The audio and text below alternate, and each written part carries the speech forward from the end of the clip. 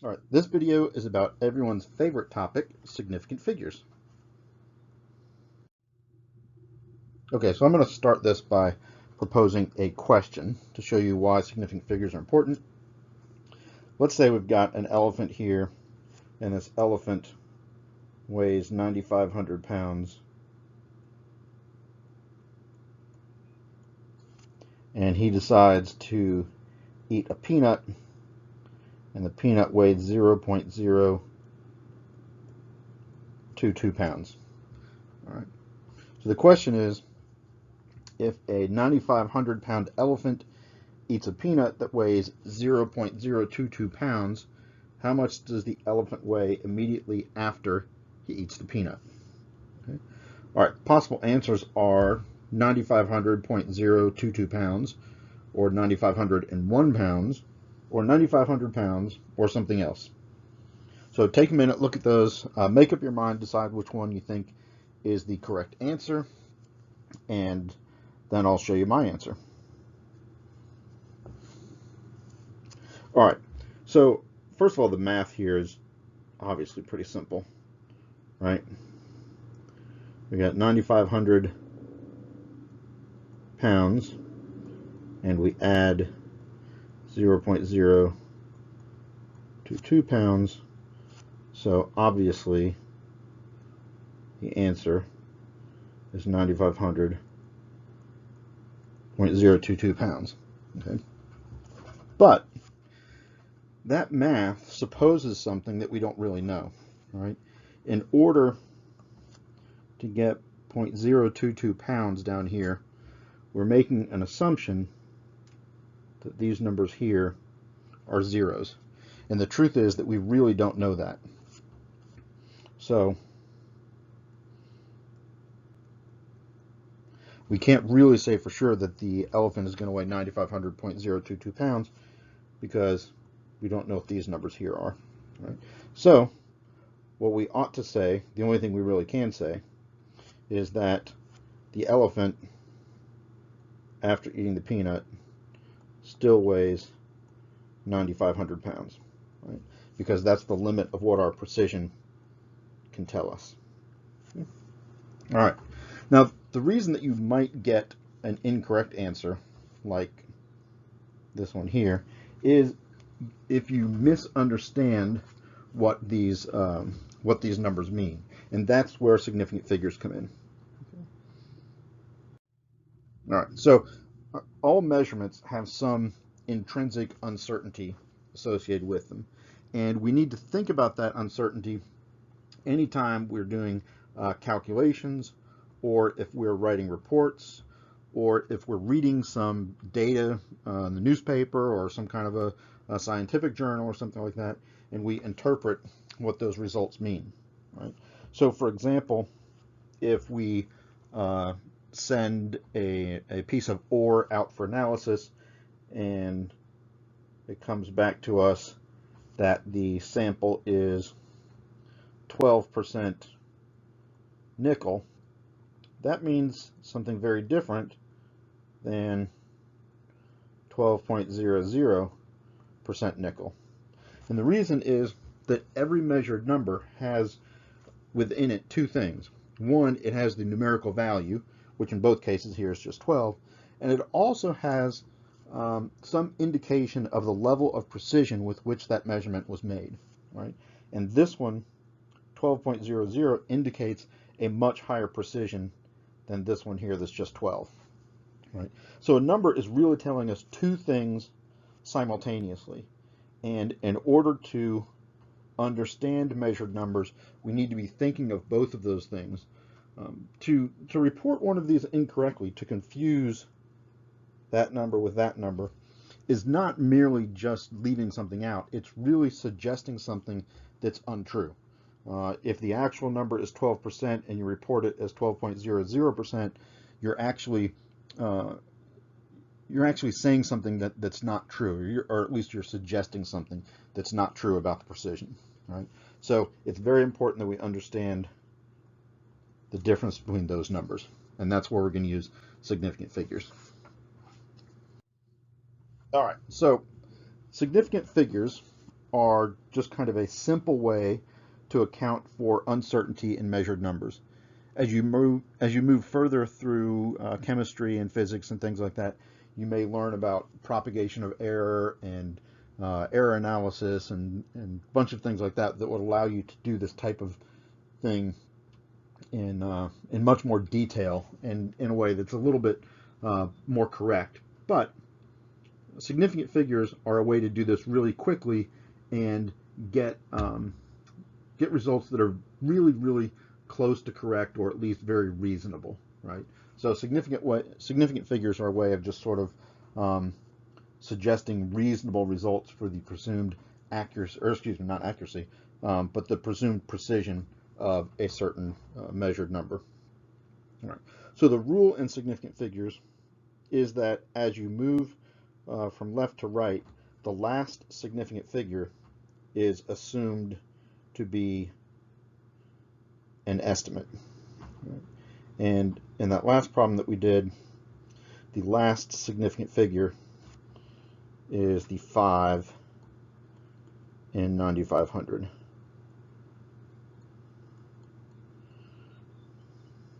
These two zeros here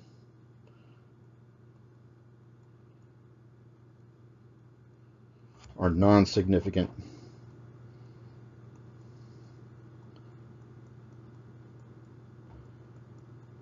placeholder digits. All right, and the purpose for those zeros is just to make clear the difference between 95 and 9500. All right, just basically showing us where the decimal point is. So if this 5 here is our last significant figure, then we should assume that that means that that number is an estimate and that the true value is probably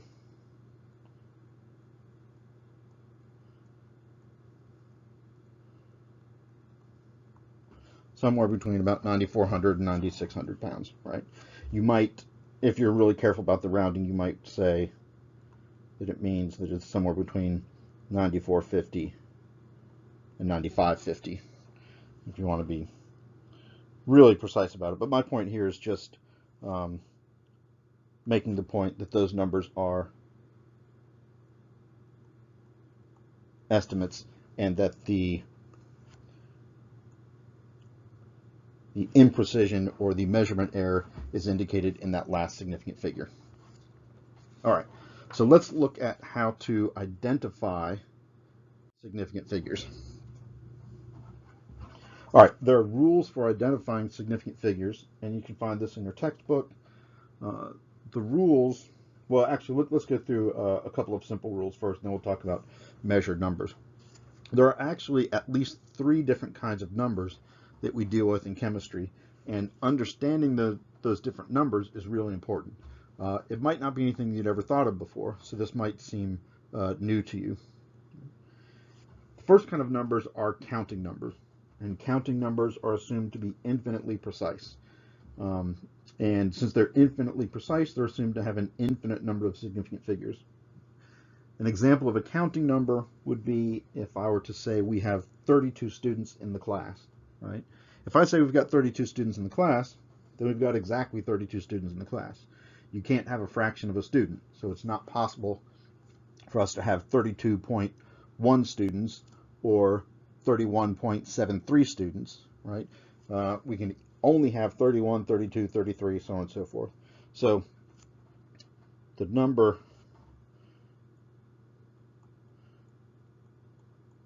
31 students, I think I said 32 before, 32 students is a counting number, and it's infinitely precise.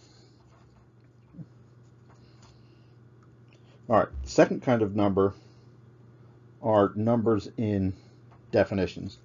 Numbers that are in definitions are also infinitely precise and are assumed to have an infinite number of significant figures. And a simple example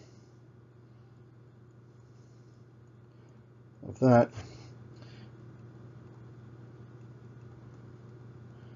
is the definition of feet and inches. So 1 foot contains 12 inches, It doesn't contain 11.9 inches or 12.2 inches. It contains exactly 12 inches. And so this relationship here is infinitely precise, and we can assume when we're doing calculations, we can interpret these as if these have an infinite number of significant figures. Sometimes when we have definitions like this, I do this sometimes. You might see this in some of the textbooks. Instead of writing the equal sign with just 2 bars, people sometimes write an equal sign with 3 bars. And any kind of relationship like that with 3 bars means that relationship is a definition and is therefore an exact relationship.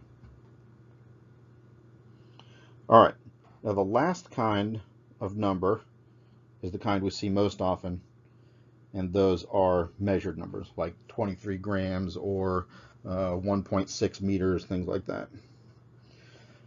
So for identifying significant figures in measured numbers, you can go look in the book and you'll see a whole bunch of rules. And after teaching this class for almost 20 years, and I don't know the rules yet because they're really confusing. It's things like any zero to the left of a non-zero and to the right of the decimal is not significant, but a zero to the right of the decimal and to the left of a non-zero is significant, or something like that. Whatever the rules are, they're really kind of weird and confusing. They're correct, so if you want to learn those rules, you're certainly welcome to do that. If you want to use those rules, you're certainly welcome to do that, but you really don't need to, because all of those rules boil down to just a couple of simple statements. Okay? And that is that all non-zero digits are part of the measurement itself, and those non-zero digits are significant. Right? Zeros that are there only to help locate the decimal place, that is, that are only there as placeholders, are not significant. And that's really what all of those rules boil down to. Okay? So we'll take a look at that and see how that works, and how just using that little bit of understanding, or that little rule of thumb, I guess, will allow us to identify significant and non-significant figures. Okay, here's a couple of examples. Let's work through these. 231.5 grams. Right? Since all of these digits are non-zero digits, none of them can be placeholders. They're all part of the measured value itself. There are 4 digits there, so we would say this number has 4 significant figures. On the other hand, if we look at the next one, 0.00162 millimeters, these zeros over here on the left are only there to help us find the decimal place, because without them it would be 162 instead of 0.00162. All right. So since these zeros here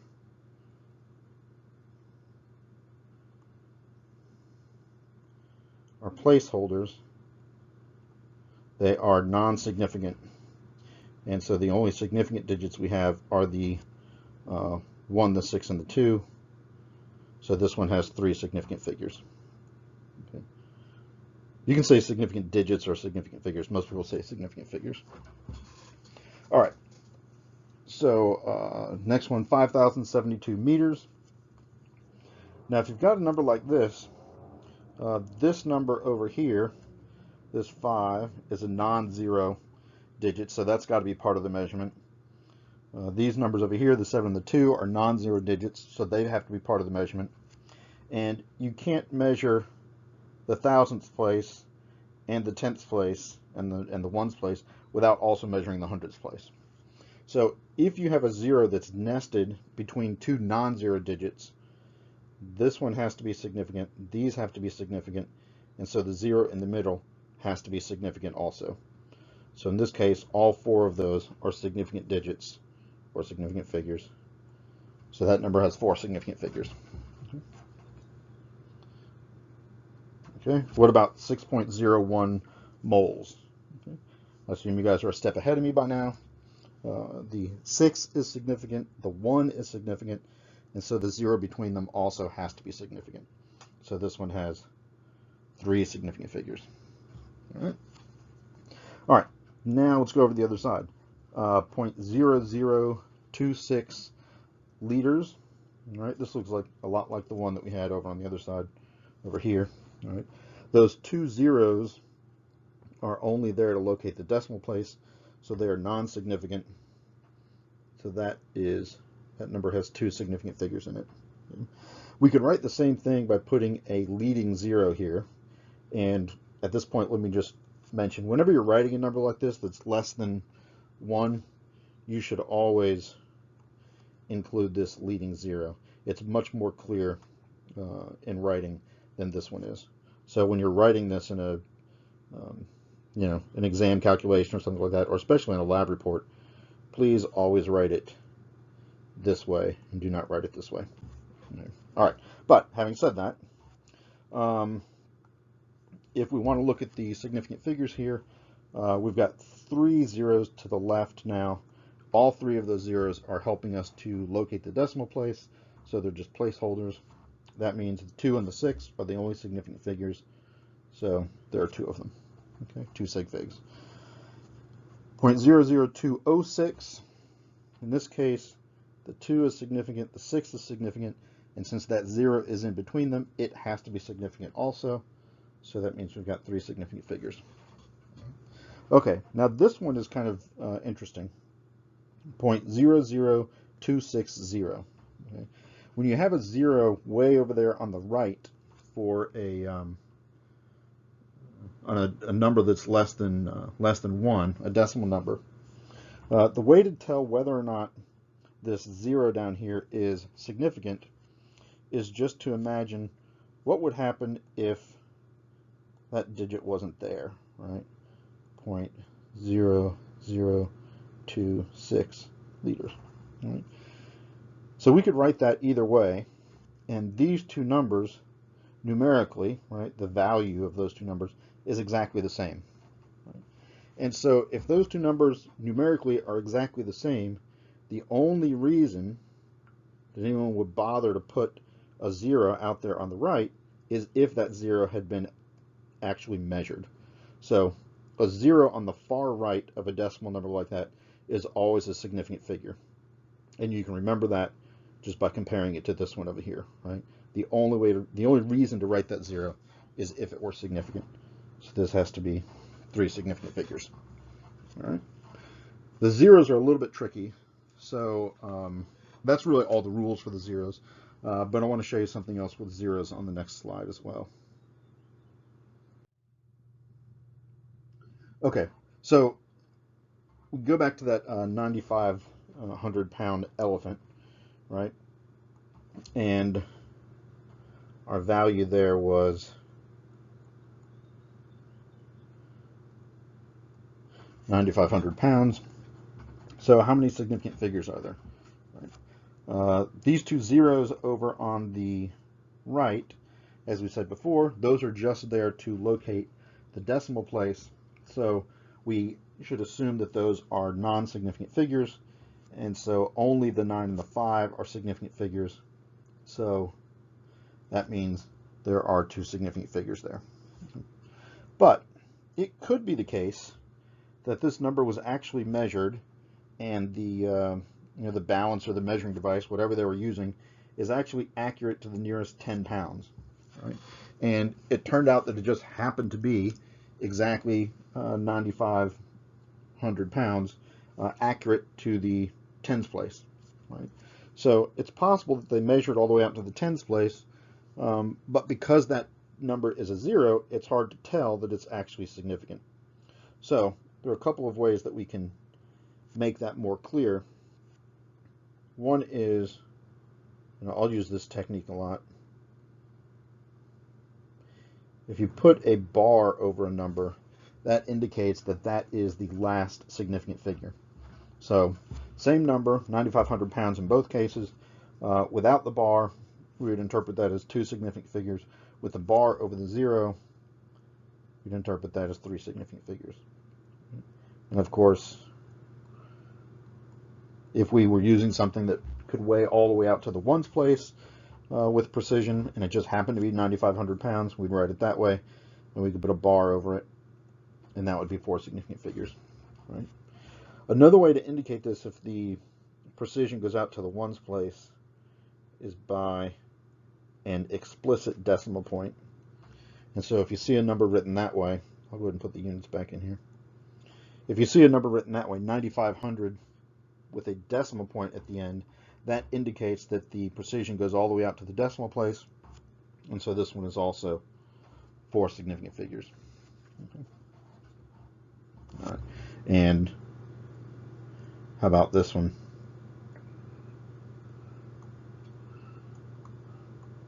That'd be a remarkable precision for weighing an elephant, but if we had a number like that, again, same rules on the last slide. These zeros out here aren't really doing anything to the value of the number. The only reason to bother writing those numbers, those digits, is if they were significant, if they were part of the measurement. So therefore, this one would have 6 significant figures. Okay.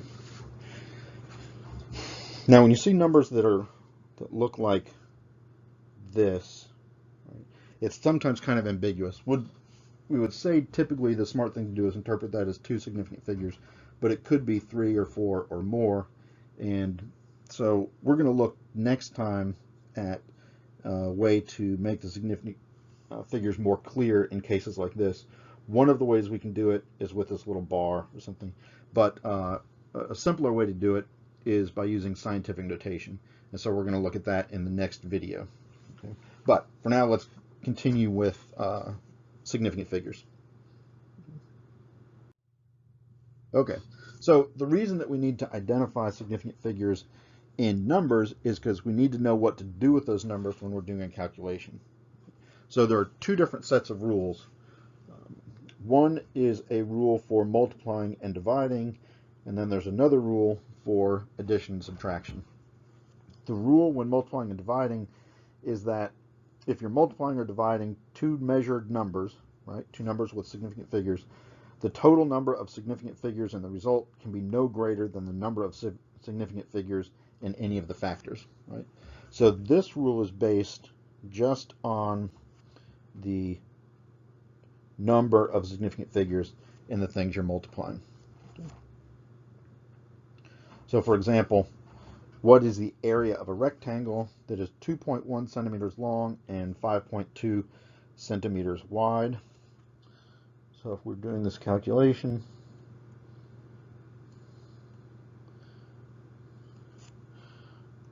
we want to know what the area is.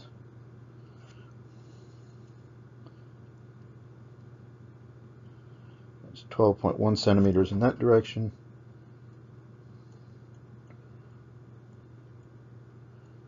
5.2 centimeters in that direction.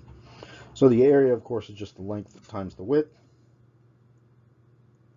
So the area is 5.2 centimeters times 12.1 centimeters, which gives us 62.92 centimeters squared. Okay. And it's important to remember, if you're multiplying units, when multiplying numbers together, you've also got to multiply the units. So we get centimeters squared. Right.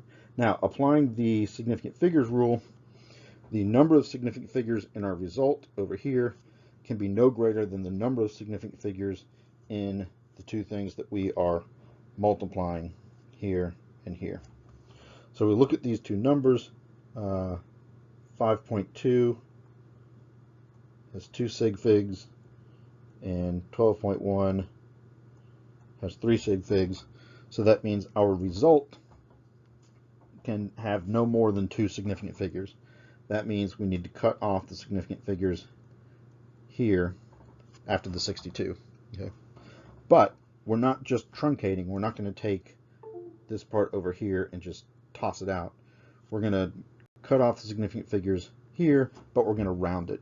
Okay, so 62.92, if we want to write that as 2 digits, we would round that up to 63. So our result would be 63 square centimeters. All right.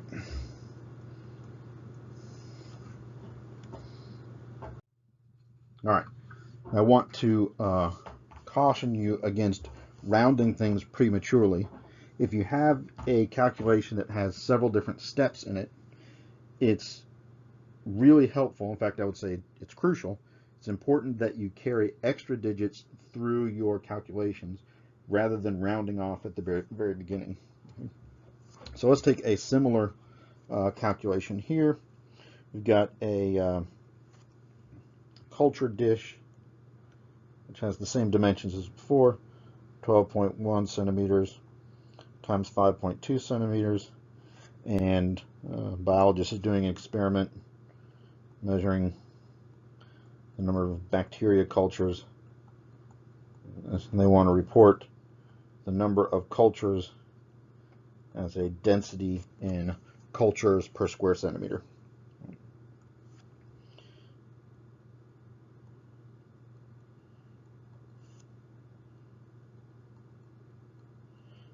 All right, so the culture density is going to be the number of cultures divided by the area. So it's 192 divided in colonies. Colonies. 192 colonies divided by the area. Okay, and as we saw last time, right,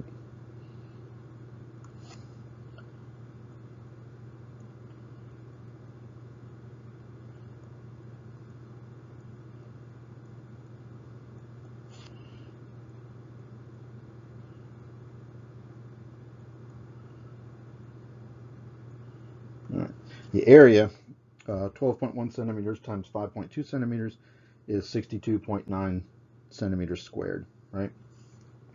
So if we calculate the density of those colonies, we said also that because there were two significant figures here and three here, this number here should have should have two significant figures. So we rounded it off last time as 63 square centimeters. Okay. All right. So here's the problem. When you calculate the density of the colonies, there are 192 colonies per 63 square centimeters, and this gives you 3.0 gives you 3.0476 colonies per square centimeter. And when we look at significant figures, this number up here has two sig figs, or excuse me, has three sig figs. This one down here has two sig figs. And if we apply our rule for multiplication and division, our result here can have no more significant figures than the two numbers we're multiplying or dividing together. So that means our result can only have two significant figures. So we need to cut off after that 0 and round it.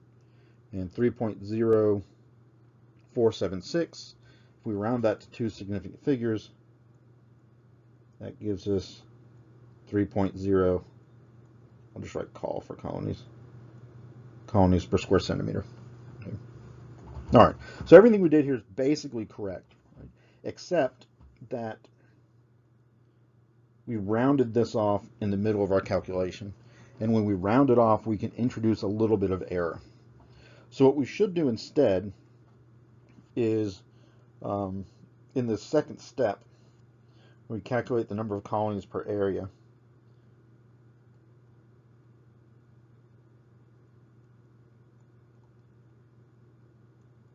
We should do 192 colonies, but for the area, instead of using the 63, we'll use this number that we had here, 62.92 square centimeters. We want to remember that this number here actually only has two significant figures, but we don't want to round it off early. So the way we can do that is by writing this as 62.92 and putting that little bar over the 2. That allows us to keep all of the digits so that we don't round early, but also to remind ourselves with that little line over the 2 that that number really only has 2 significant figures. When we do that, we get, as a result, 3.0515 colonies per square centimeter. And then when we apply our rules, we see that we've got 3 sig figs here and 2 sig figs here. So our result has to have 2 significant figures. So cut off after that 0. But again, we're not truncating, we're rounding. So 3.0515 rounds to 3.1 colonies per square centimeter. All right. In this case, the difference between the two is pretty small, right? But in principle, this problem of rounding early can create errors. And sometimes I see people do this on quizzes and exams, and they get do some fairly aggressive rounding sometimes halfway through the problem. And when they do that, they get errors at the end that are, as much as 3 or 4 or 5%. And the errors are so large sometimes that they don't even look like the same number. Right? In this particular case, these two numbers look pretty similar, and it's pretty easy to tell that these two results are basically the same number. They're just a little bit different in their rounding. But sometimes, like I said, sometimes the errors can be really, really large when people do that. All right. So the rule is, whenever you're doing a multi-step calculation, always carry through a bunch of extra digits in your intermediate steps, but indicate the number of significant figures by putting a little bar over it. All right. That'll prevent you from making this error. All right, now there's also a rule for addition and subtraction. This number is a little bit different than the multiplication and division rule. Multiplication and division rule is based on counting the actual number of significant figures in all of the numbers. The addition and subtraction rule is looking at where those significant figures are. And the rule for significant figures in addition and subtraction is that when adding and subtracting two measured numbers, the precision of the result, right? And precision is indicated by how far to the right the significant figures go. The precision of the result can go no farther to the right than the least precise number being added or subtracted. So let's look at how this works. If we're adding, for example, 22.314 grams and 105.67 grams, we add those two things together, and we would get 100. Let me move that over a little bit. We get 127.984 grams. Okay. But just like in that elephant example, right, the only way that we can get a 4 down here is if we assume that we actually had a 0 here. And we don't know that because that spot is blank, right? So because that spot is blank, we don't know what that digit is. And if we don't know what digit that is, then we can't possibly know what that digit is. Okay. So when you're adding a group of numbers, what you do is you just keep moving to the right, and you look for the first place where you don't have a significant figure, and that's where you need to cut it off, right? So we're finding the tens place and the ones place and the tenths place and the 100ths place, but as soon as we get here, we don't have a significant figure, so we have to cut it off after that second digit after the decimal, right? So we'll cut it off after the 100ths place, and again, we're not truncating, we're rounding, but with a 4 we would round down. So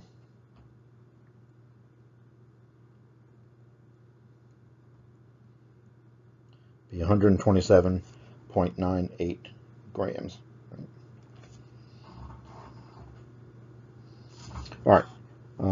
Go ahead and try this one on your own. 192.716 meters minus 41.9 meters. Hit the pause, try that one, see what result you get, and then unpause it, and we'll look at it together. All right, if you do the subtraction, first of all, you ought to get 150.816 meters. All right. But if we look at the significant figures, this top one goes all the way out to the 1,000th place. This one here, the 41.9, only goes to the 10th place. So therefore, we have to cut off the significant figures here at the 10th place after that 8. And so we would round this, and 0.816 rounded to the 10th place would give us 150.8 meters. Okay. Now I want to point something out on this calculation. Remember, this is a comparison again. Remember, with multiplication and division, we counted the number of significant figures in what we were multiplying and dividing, and then the result had to have the same number of significant figures as the lowest number of sig figs that we were adding or multiplying or dividing. Right? In addition to subtraction, that's not the way it works. Right? Here, if we look at these numbers that we're adding together, the top one has 6 significant figures. The bottom one has 4 significant figures. Excuse me, 3 significant figures. 3 significant figures. And our result has 4 significant figures. Okay. So it's determining the number of sig figs is not based on the number of sig figs. It's based on where those sig figs are. Okay. All right, we've got one more example.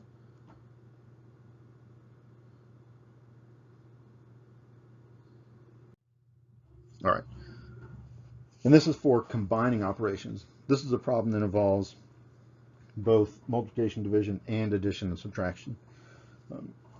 Again, go ahead and take a minute, or pause this video, do the calculation, see what you get.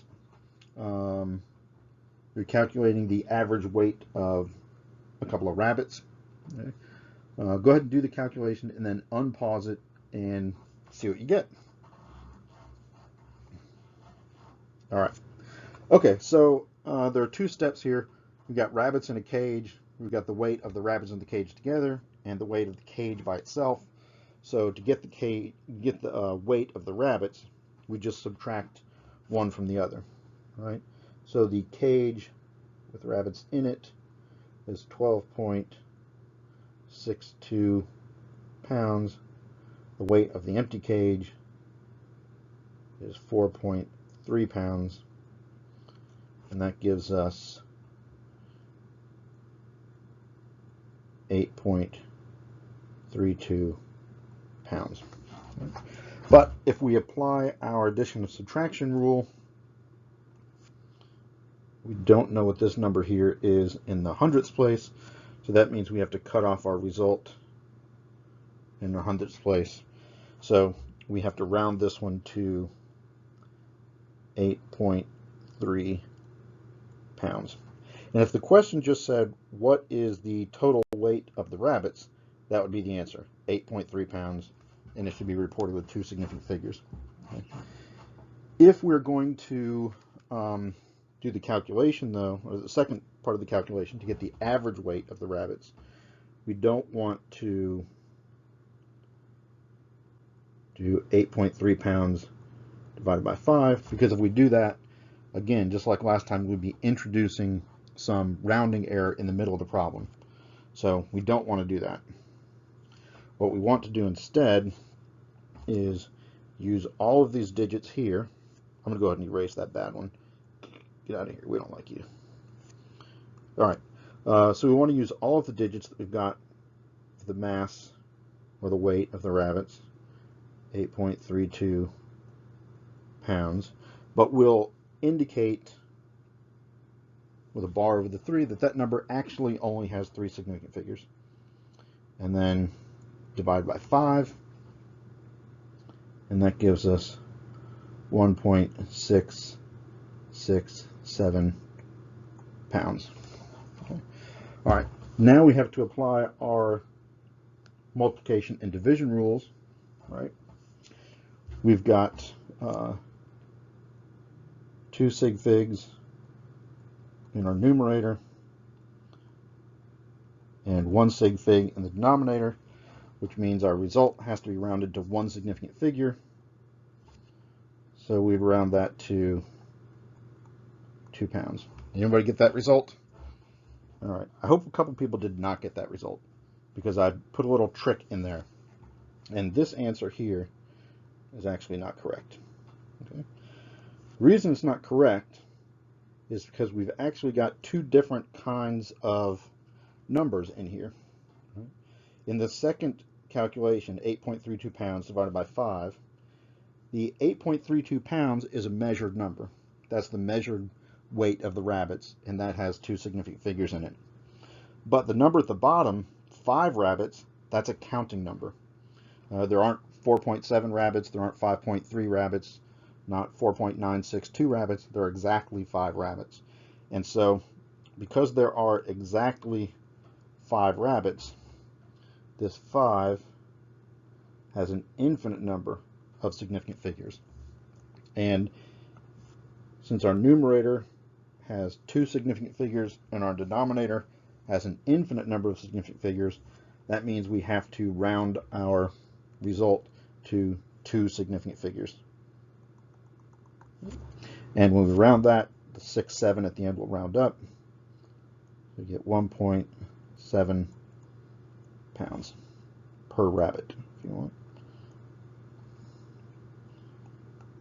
All right, lovely. You've got a bunch of problems like that in the study guide to work on, and certainly a bunch of those in the textbook as well. All right, so let's wrap this up. Points we made: all measured numbers have some intrinsic uncertainty, and that uncertainty needs to be considered when writing the value of the number. Okay.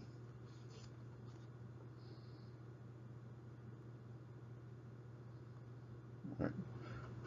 There are rules for identifying significant figures. It's important to remember the distinction between measured numbers, counting numbers, and numbers that are part of a definition. If something is part of a definition, it has an infinite number of significant figures. Counting numbers have an infinite number of significant figures. For measured numbers, there's a whole bunch of rules that we went through.